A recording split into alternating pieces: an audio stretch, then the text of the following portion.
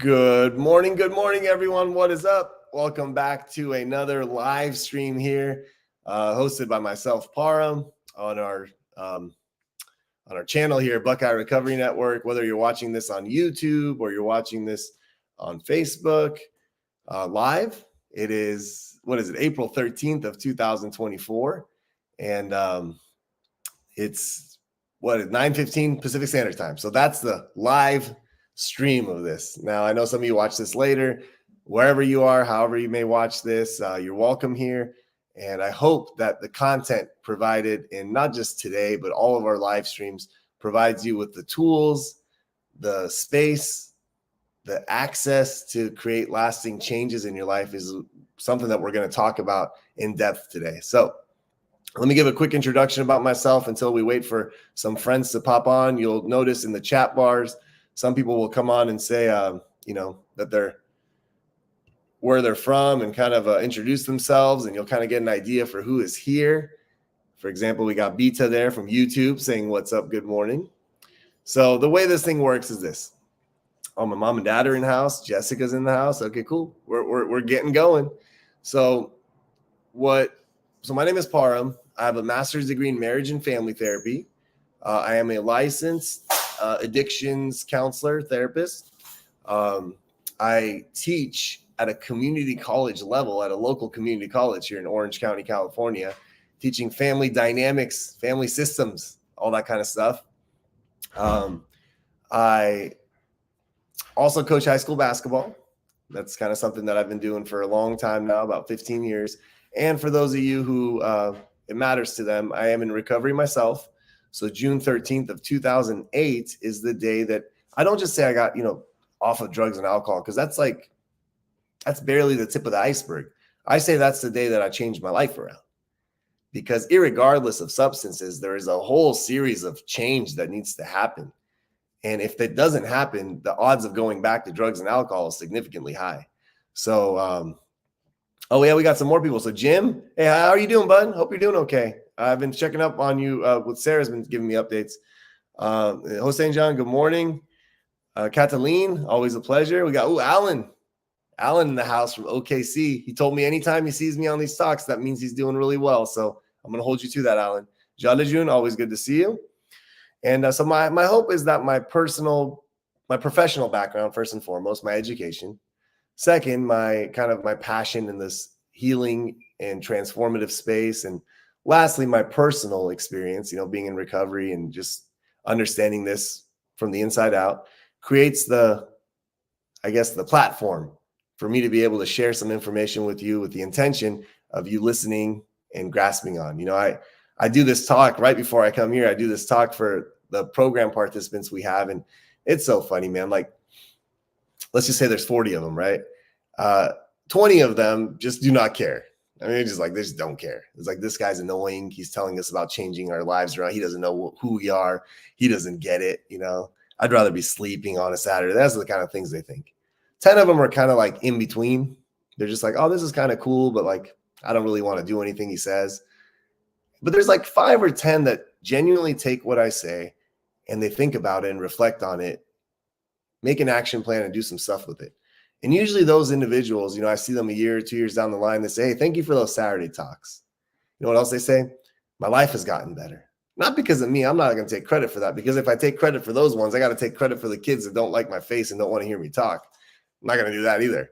So it's just cool to see that this kind of stuff, this personal development stuff, helps human beings out, right?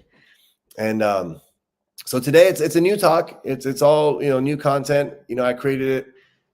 It said I posted this stream today like 6:15. So I was up like at 5:30. I'm like, all right, what am I going to talk about today? And that's the way it should be. If you got a group of people, even if 2 of them are your mom and dad watching, you still want to be prepared for the world. You never just want to show up and just say, okay, what am I going to do today? And that's important to remember that lesson. So today we're talking about something called change. So if you're watching this, first and foremost, I hope that the only reason you're watching this is not because you want someone else in your life to change. Okay, so some of you find these type of talks and these type of programs and these type of settings because you have a loved one, someone you dearly love in your life, potentially your child, potentially your spouse, potentially your grandkid, potentially your sibling, your friend. They might be struggling with addictions and mental illness. Okay. And you're like, all right, well, I want to help them out. That person needs to change. If that's the mindset that you have, you're going to really struggle, not just with these type of worlds, but just in life, because there is no like that person needs to change without looking at self, right? It's very immature and short-sighted to think that your issues in life are solely because of somebody else. Okay. So we're going to talk about the principles needed to change, and there's 9 of them. And we'll start with the first one. And that's to remember that all behaviors are, I got to fix the typo. This is what happens when you type too early in the morning. All behaviors are complex. So let's put that back up there. Okay. So number 1, principles of change is to remember that all human behavior is complex. All behaviors are complex. What does that mean? There is no behavior that's happening right now that is not tied to and connected to past life experiences and ways that that individual had to adapt, cope, navigate through life. See, behavior is something that's like, why does that person keep doing it? Okay, understood. Let's go deeper. When did this person start doing this? Because it didn't happen right now. They've probably been doing these type of things for a long time now. Okay, so when you identify the when, and then you go back to the why they started to do it. And you could do this with yourself. If you're doing some things that are maladaptive or they're not conducive or helping you in your life, it's not like, well, why do I keep doing this? Why do I keep doing this? Don't do that. Go back to when you first started it. And then ask yourself, why did I start doing it back then? See, the answers are in the digging. When you when you look at it from like a bird's eye view, a 360 view, you're able to start to identify reasons for why behavior exists. And it is important for us to remember that these reasons matter. And they are different for everybody. No 2 people usually have the same reason for doing anything. And when you understand the why of it all, it's going to all make sense. So don't be too harsh on yourself. Don't get too mad at yourself if you're doing things that you don't think are what you should be doing. Just keep asking yourself the why. My main job at Buckeye is my title there is a chief operating officer, right? And I'm a clinician by background, so to be an operator is a completely different world. So I read a lot of books and watched a lot of YouTube videos and listened to a lot of podcasts on like interviews with COOs because I had no idea what I was doing, right? And one thing, I came across is this thing called the root cause analysis. And they do this in small to large to mega Fortune 500 companies. When something goes wrong in the operations, they do a root cause analysis. So they try to dig 5 levels. You ask, why did this happen? Why did the breakdown happen? And then you go down to the next one. Why did that breakdown happen? You go down to the next one. Why did that happen? Next one. By the time you dig 5 levels, you'll get to the root cause of the problem. And human beings are the same way. Sometimes we have operational issues. We're not operating the way we need to operate. And it's not just like, well, what's wrong with it? Dig deep, dig deep, dig deep. So your homework on that one is to realize, like, what is it in your own life that you do that's kind of puzzling you, and find out why it's happening. And by the way, if anybody has any comments on anything I'm saying, if you write it in the little bar, I always respond to it, just so you know. So the next one says, change is frightening, aka change is scary. It scares the hell out of people. So I want to let you know, watching this right now, if I know you or don't know you, I want to let you know that if you are actively seeking to change your life, I consider you a courageous human being. Why do I say that? Because people that do things that scare them are courageous. And why is change scary or frightening? Well, man, the fear of the unknown. See, you know what your version of life is right now, and you might want a different version of life. Yet you're unable to achieve it is because deep down you might be scared of what's on the other side. People have a fear of failure. People have a fear of success. People have a fear of trying. People have a fear of not trying. See, whatever those reasons are, you got to look at yourself and say, hey, if I want this to happen in my life, then I have to do this. And one of the best ways to increase your motivation about if you're scared to change is, okay, don't change, but sit down and write down the natural consequences that will happen as a result of not changing.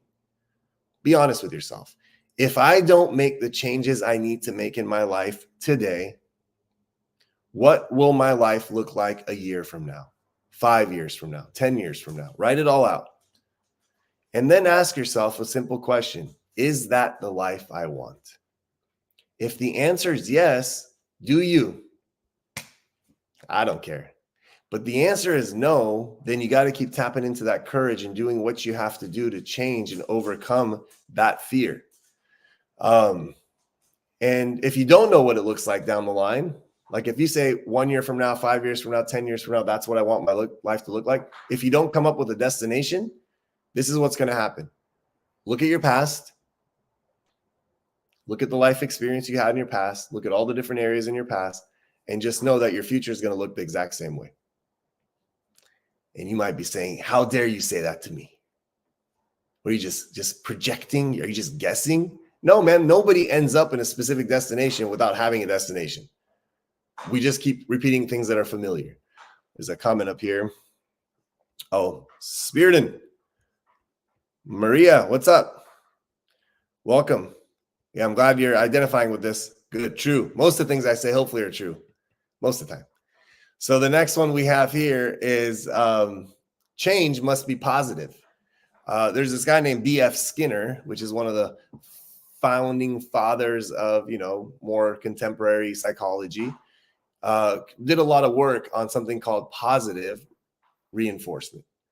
See, society for a long time thinks that in order to change behavior, you got to give them negative reinforcement. Like you do something bad, you get punished. You do something bad, man, we don't respond that way as human beings. Now, am I saying that there are negative things that potentially happen to people as a result of choices? For sure there is, right? Because here's the thing. In life, you, my friends, are free to do anything you want to do. Anything. We got free will.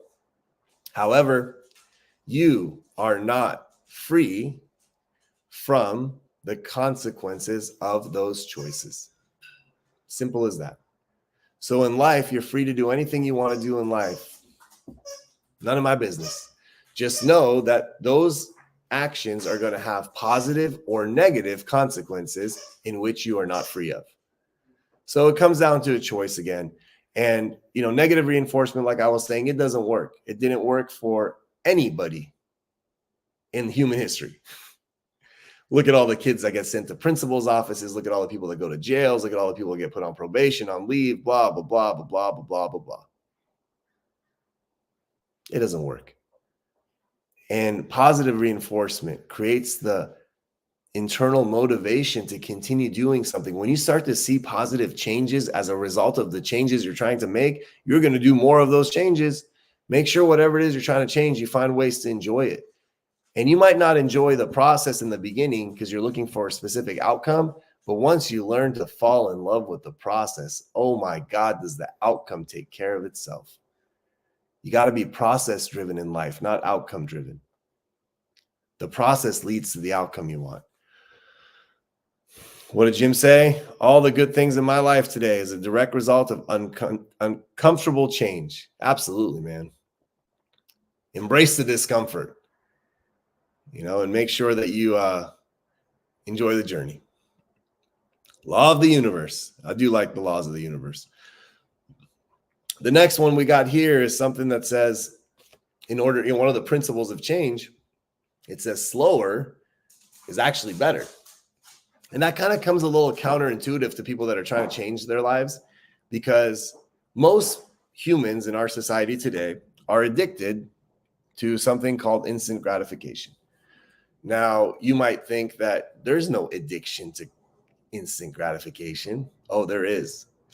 And I'll even go one step further. I will say that people that have drugs and alcohol dependency issues, It's not really the drugs and alcohol. It's the instant gratification addiction that they have. Now, they happen to use drugs and alcohol to get it. But instant gratification comes in so many different forms. Look at social media, for example. You want it now. Look at food, restaurants. You want it now. There's people that go to a drive-through, right? And the line is like 30 cars long and they get pissed off. They're like, why is it so busy? Don't these people have a place to go? Why is it? Man, you're sitting around a concrete building in your vehicle that are going to give you food through the window in a very short period of time. Like, what's the hustle here? What's the pain? Oh, I got places to go. Well, then that means you just didn't prepare right. Instant gratification plagues us. And when people try to change, they want it instantly also. Like, homie's 100 pounds overweight and they want to lose 50 pounds in 2 months. It ain't going to happen. It's just not. Someone has like severe financial debt and they want to be debt free it's not going to happen that quickly. Can it all happen? Yes. All of it can happen. Does it happen in the timeline your brain wants it to happen? Hell no. It's going to take a while. It's a process. Are you willing to go on that process? I say this every week for a reason, and I hope some of you start to finish my sentence before I even say it, that your direction is more important than your speed. Your speed is irrelevant to change. Most people that go really hot out of the gates, they fizzle away really quickly. And it's the ones that are slow and steady. They get to where they got to get to because they understand that direction is more important than speed. The next one, this is good for family members that hold themselves, hostage. Oh, I forgot to put that one up there. Change must be positive. Slower is better. Man, I had it all ready for you and I just forgot. Next one, this is good for families.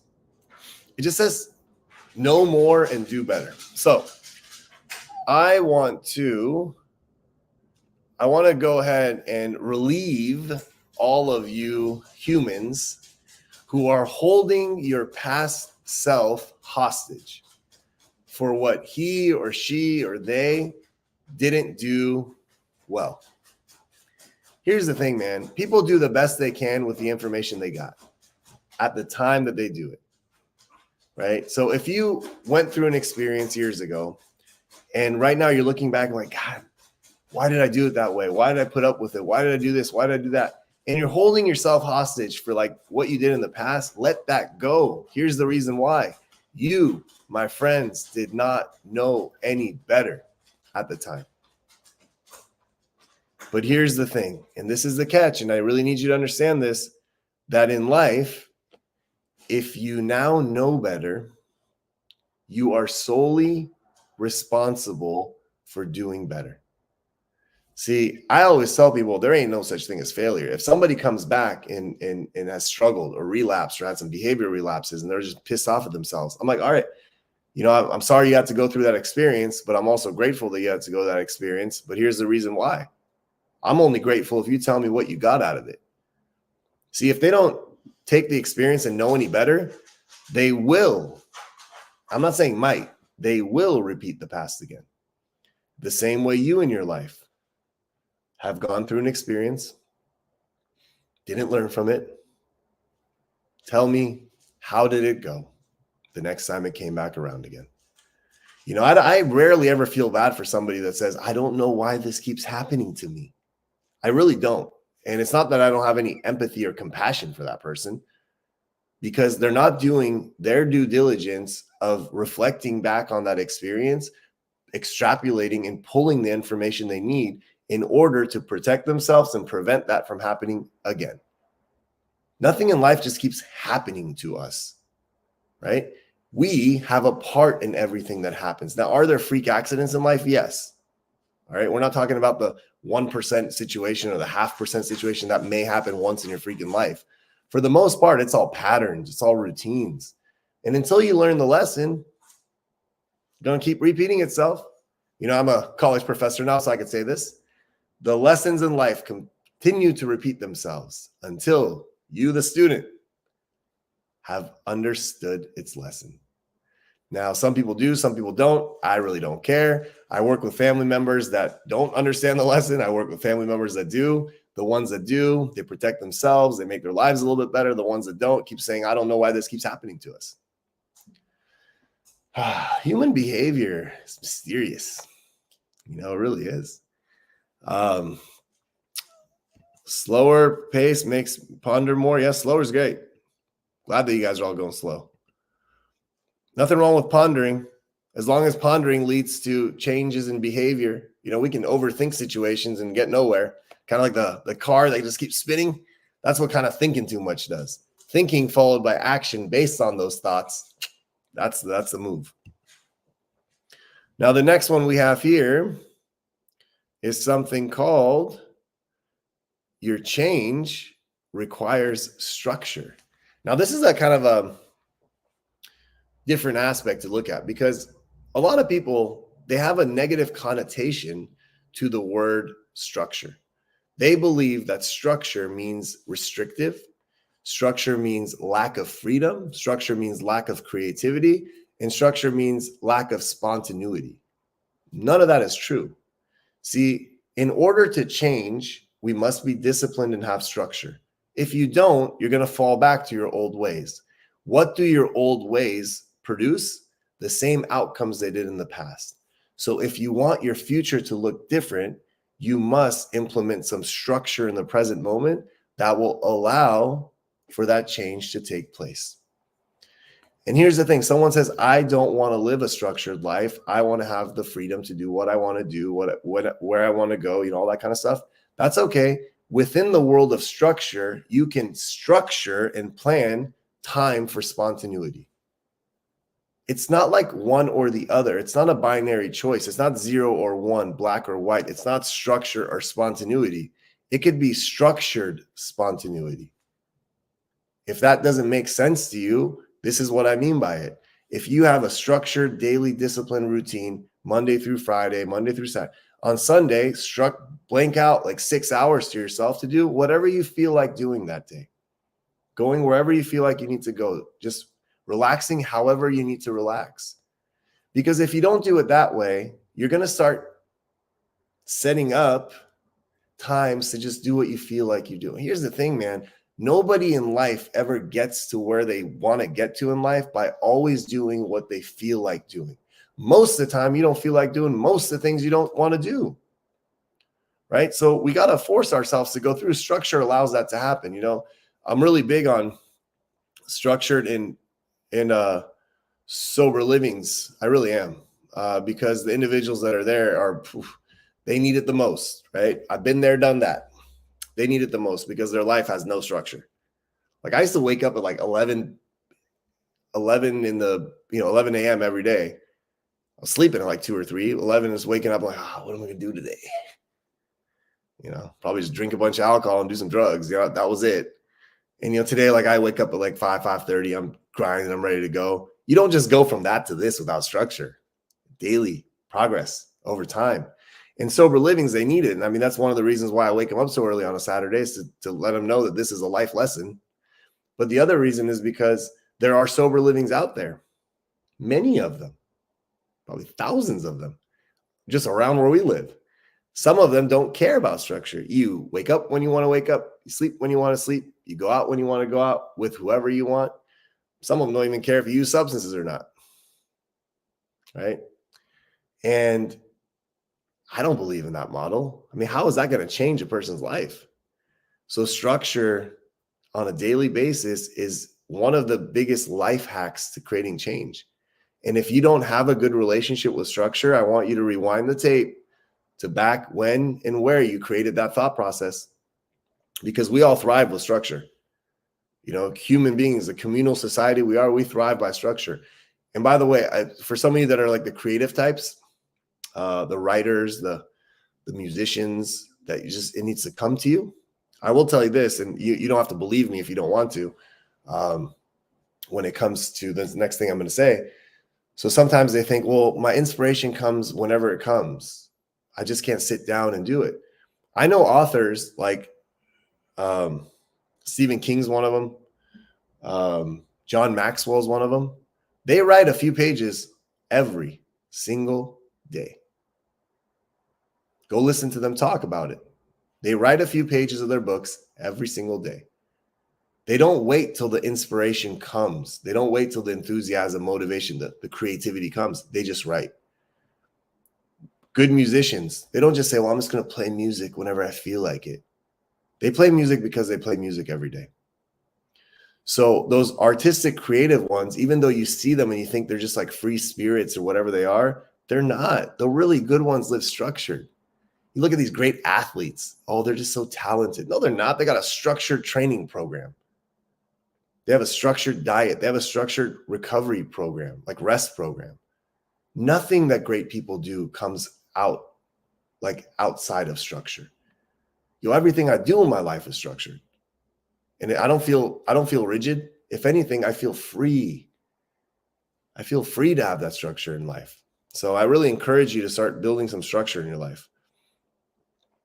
The next one we have here is practice is necessary. So anytime you start something new or you try to change something, you ready for this clinical term? You're going to suck at it.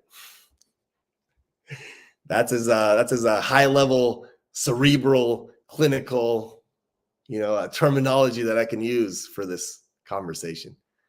Anytime a human being starts something new, they will not be good at it. And first of all, why should you be good at it? Like, what's that expectation that like when I try something new, I'm supposed to be good at it? No, you're not. When someone is new in recovery, they are like an infant, like a child. No matter what a child does, they are not good at it. I mean, they can barely grab their hand and put it directly into their mouth without guidance, right?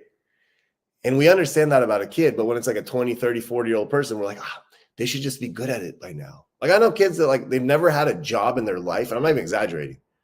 Never had a job in their life. Just kind of like enabled by the parents. Now they're like 30 or 60 days sober. The parents are like, I want them to like dress up and go to a job interview and get a 40-hour-a-week job. I'm like, bro, like this kid can barely do chores. Like literally, they can barely do chores. You tell them to go clean a countertop and they don't know what to do. You tell them to do their laundry and they're like, Tell them to go sit in a job interview with a resume and talk to somebody about a 40-hour-a-week job. Like they can't do that kind of stuff, but the parents want them to. So at early stages, it needs practice, like serious practice. An easy example for some of you that might, benefit from it is, let's say that this group of 20 people watching this right now, all 20 of us have never seen or touched a piano. Like I'm talking about like just complete blank canvas. And some teacher comes and teaches us, 15, 20 different keys that we can hit in a sequence to create a little bit of a rhythm. And we go home. 10 of the people watching this, they don't touch the piano. They don't hit the keys. They don't practice. 5 of them do it, twice a week, 2 times in that week. And 5 do it every day for an hour. When you come back a week later, out of those 20 students, what do you think is going to happen? It's not like rocket science to realize the outcomes of life. The 5 that practice an hour a day, every day, will be able to repeat and play back that exact same thing the teacher taught them. 20 keys in a sequence, an hour a day, you're going to get it. The 5, right, that practice here and there, they're going to make a bunch of errors. And they're going to be like, what was the next one again? I'm sorry. I got it now. And the 10 that didn't practice or look at they're going to sit there wondering, why the hell are they failing in life? There is no secret sauce to this stuff, my friends. If people are not achieving certain things in life, they're just not practicing at it. And yeah, we all have different leans. Like some person might be more, right brain, left brain. Some person might be good with numbers. Some people might be good with aesthetics and colors and designs and working with their hands. And I get all that. But regardless, if you practice something all the time, you're going to get better at it, right? And practice is necessary. I tell the kids that I coach, let me see what this comment is right here.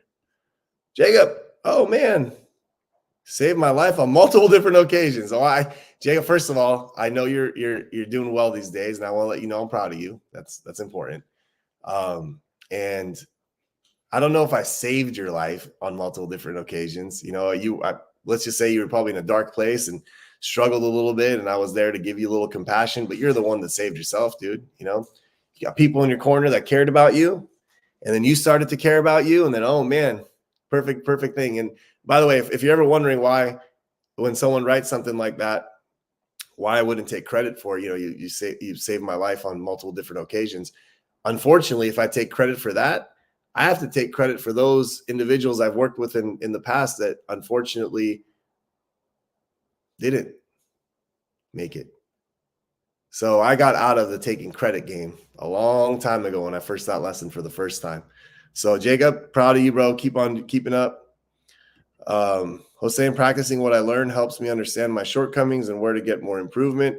Yeah, man. And ultimately the goal is to focus on the strengths, not the shortcomings, because I think if we double down and triple down on our strengths, our shortcomings start to get smaller and smaller, less noticeable. I like to always focus on positive rather than negative. It's just the way my brain works.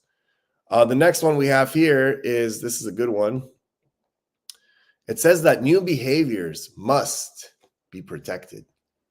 So new behaviors, when you're trying to change your life around, you're going to start coming up with some new behaviors, potentially some new ways of living life, new places you go, new people you hang out with.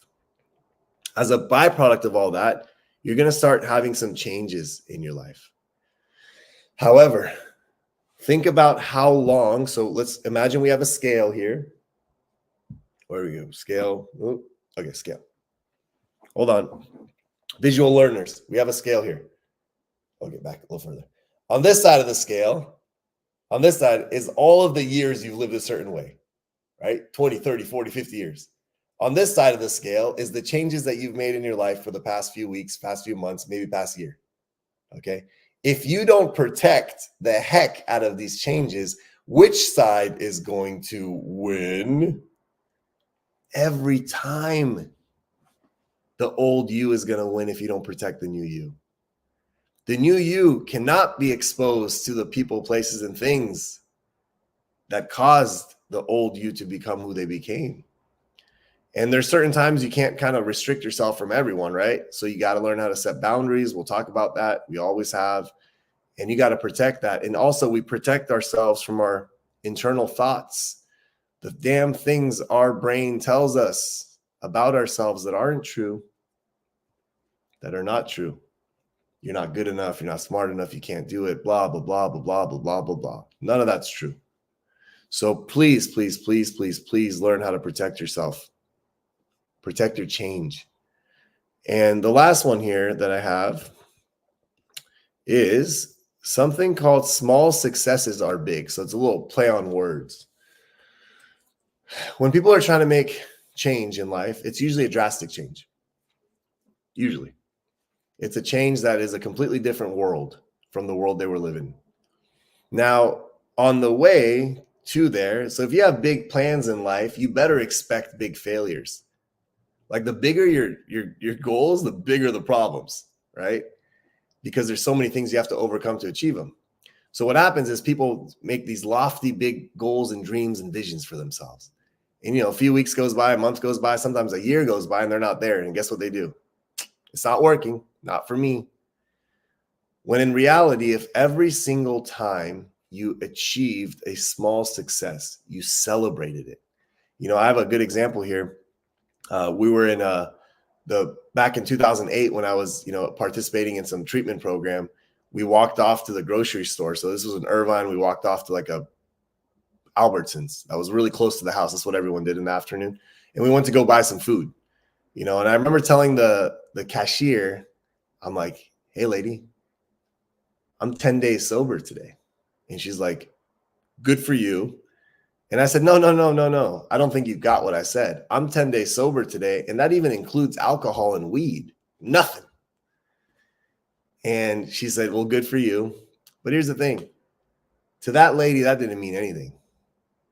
Nothing. But for me, when I couldn't go one day without drinking or using some type of substance, not even one day, 10 days was a freaking awesome accomplishment. And I made sure I celebrated it. And I make sure I celebrate. You know, when I was in school, 25 years old, for God's sakes, with no college degree or any like plan to finish college. I'm talking about nothing, right?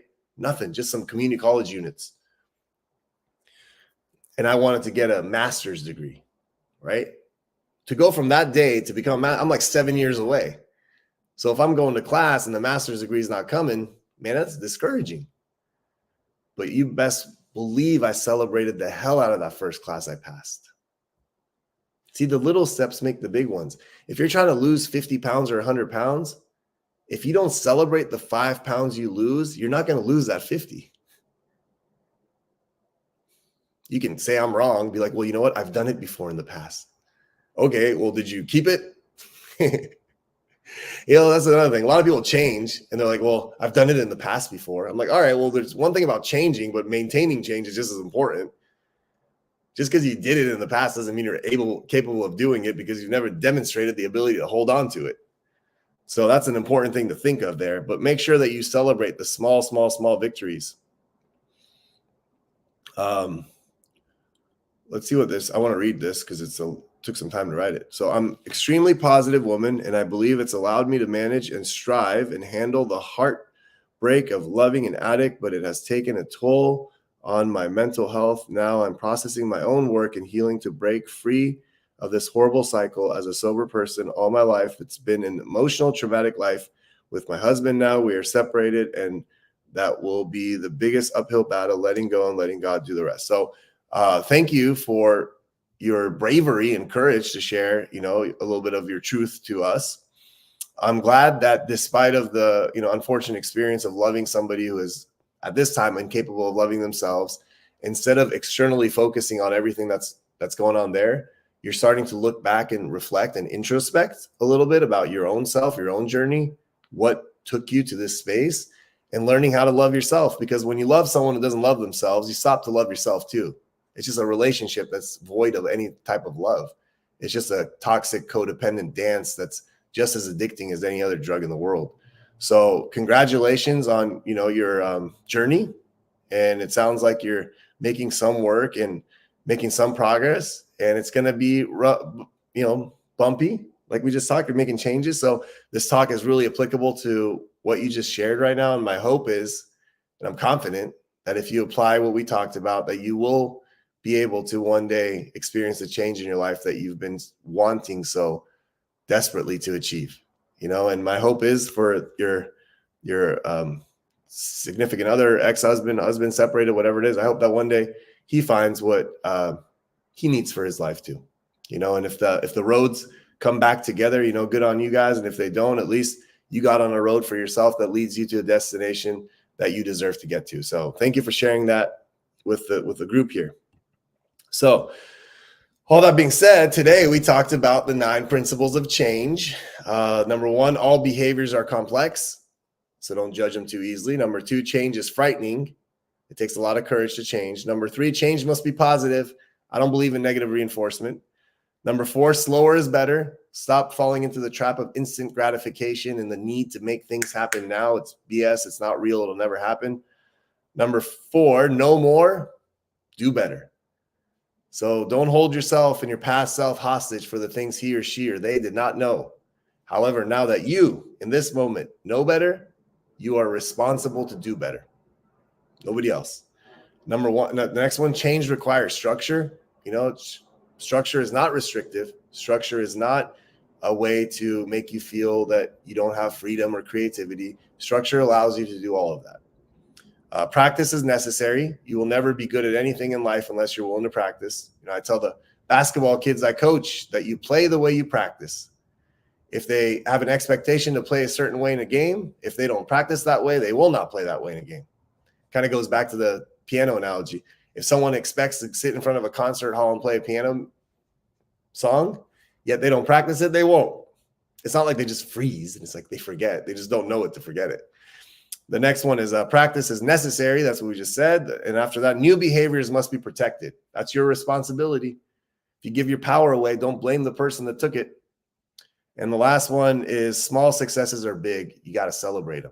Celebrate the little victories in life. They're good for you and they're good for your change. So next week, I will be in a pickleball tournament.